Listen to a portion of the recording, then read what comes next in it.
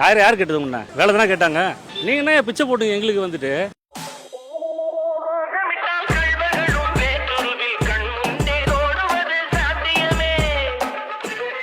நீங்கள் வந்து எங்களை பிச்சைக்காரன் ஆக்கினது துப்புரவு புனித ரிப்பன் பள்ளி வாசலுக்கு வந்து போராடினாங்களா ஒரு மாசமா.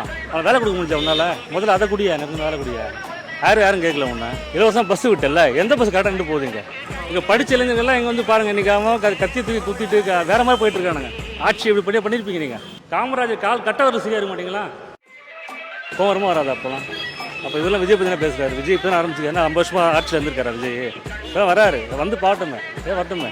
ஒரு 50 வருஷமா இருக்காரு விஜய். இப்போ தான் வந்திருக்காரு. அந்த விஜய் பற்றி பேசுகிற ஒரு தகுதியே கிடையாது. அவரால் அவளை வந்து இவ்வளோ பீக்லேருந்து விட்டு வராரு. வருஷத்துக்கு ஒரு 500 கோடி சம்பாதிக்க விட்டு வராரு.